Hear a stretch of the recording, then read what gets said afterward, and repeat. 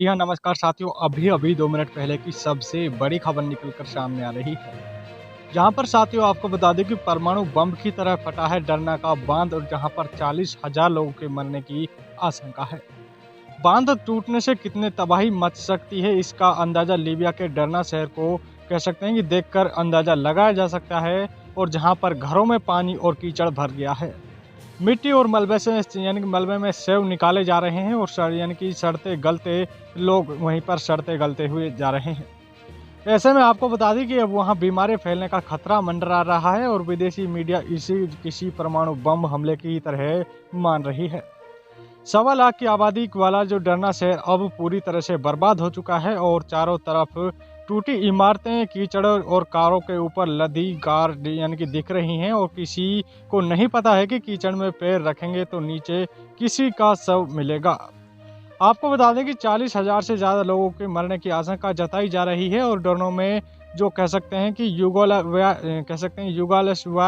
Company ने 1917 में जो 2 बांध बनाए थे और पहला बांध यानी कि 75 मीटर ऊंचा था और उसमें 1.80 करोड़ यानी कि क्यूबिक मीटर पानी आता था। दूसरा बांध 45 मीटर ऊंचा था, उसमें 15 लाख क्यूबिक जो कह सकते हैं कि मीटर पानी जमा था और हर क्यूबिक जो मीटर पानी में 1 टन वजन होता है। दोनों डैम में करीबन 2 करोड़ टन पानी था और जिसकी नीचे जो डरना शहर बसा हुआ था और वहीं पर जो सैटेलाइट तस्वीरें बताती हैं कि ये डैम खाली थे और 20 यानी कि पिछले 20 सालों से इनकी देखभाल नहीं हो रही थी। दिक्कत खाली बांध से नहीं थी लेकिन उसकी मरम्मत भी थी और कह सकते हैं कि जो डैनियल तूफान ने इतना पानी भर दिया कि जो पुराने और कमज़ोर होता बांध उसे संभाल नहीं पाया और बांध टूट गया। जहाँ पर उसके नीचे कह सकते हैं कि जो बसे डरना शहर को बर्बाद कर डाला और दोनों बांधों को कह सकते हैं कि कंक्रीट से बनाया गया था। उन्हें यानी कि ग्लोरी होल भी था और कह सकते हैं कि ताकि पानी ओवरफ्लो न हो, लेकिन इसमें कह सकते हैं कि लकड़ियां फंस गई थी और ये बंद हो चुका था। जहां पर मेंटेन पर किसी ने ध्यान नहीं दिया और कचरा जमा होता चला गया और इसी वजह से तूफान के बाद हुई बारिश से बांध में तेजी से पानी भरता चला गया और कह सकते हैं कि डैनियल तूफान लगातार 1 हफ्ते तक बरसता रहा। वहीं पर डरना का स्थानीय प्रशासन इस चीख को लेकर तैयार नहीं था कि तूफान आया तो पहले बड़ा डैम यानी कि भरा। जब यह पानी मात्रा यानी कि जो पानी का मात्रा संभाल नहीं पाया तो पानी उभरने से बहने लगा। थोड़ी ही देर में वह टूट गया और एक साथ 1.80 करोड़ टन पानी की नीचे की ओर बढ़ा और इतने पानी को निचले इलाके वाले जो डैम में रोकने की ताकत नहीं थी।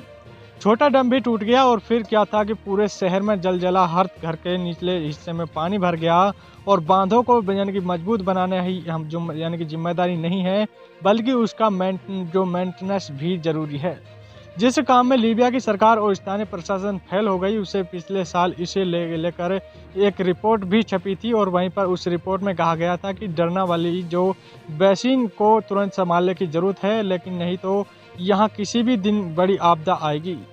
दोनों बांधों को मेंटेनेंस की जरूरत थी और ये यानी कि टूटे तो घाट में मौजूद शहर खत्म हो गए जाएंगे और खतरे का पता सबको था और सबको पता था कि बड़े बांध खतरनाक साबित हो सकते हैं और यहाँ तो हो ही गया।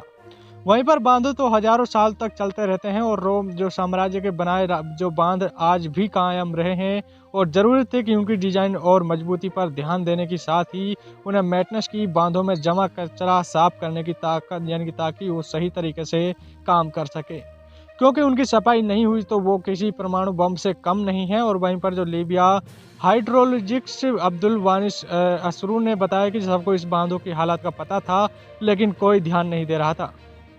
जहां पर प्रशासन ने सरकार लोगों को भी पता था कि और कह सकते हैं कि उनके ऊपर मौत मंडरा रही है, मगर पब्लिक वाटर कमिश्नर पिछले साल से पिछली यानी कि छपी रिपोर्ट पर ध्यान देकर बांध की सफाई करवा देता तो शायद ये नज़ारा देखने को नहीं मिलता। लीबिया की सरकार को पता था कि डरना नदी घाट में क्यों हो रहा है और इस तरह की दिक्कत होने वाली है, लेकिन किसी के फर्क नहीं पड़ रहा था और अब इस शहर की लगभग आधी आबादी खत्म हो चुकी है। जहाँ पर 22 यानी कि साल 2022 के जो अब कह सकते हैं कि 22 साल के अब्दुल कादर मोहम्मद जो कह सकते हैं कि अल फकरी ने कहा है कि जब जलजला आया तो मैं भागकर चौथी मंजिल की छत पर चला गया और बच गया। वहीं पर जो अब्दुल कदर ने अपने पड़ोसी के लोगों को इमारत को समुद्र में बहते देखा है और लोग मोबाइल का टावर यानी कि टॉर्चर जलाकर मदद मांग रहे थे। किसी को कुछ सूझ नहीं रहा था और सड़कों पर खड़ी गाड़ियां घरों में घुस गई थी और कह सकते हैं कि सब ही सब बच रहे यानी कि बह रहे थे। जहां पर लोगों के शरीर पानी और कीचड़ के साथ बहकर अलग अलग घरों में जा रहे थे और ये भयानक नजारा था। साथ ही इस समय की बेहद बड़ी खबर है। ज़्यादा से ज़्यादा शेयर करें, वीडियो को लाइक करें। अभी तक चैनल से नहीं जुड़े हैं तो चैनल को जरूर सब्सक्राइब करें, जिससे कि आपको हर महत्वपूर्ण खबरें मिलती रहेगी। धन्यवाद।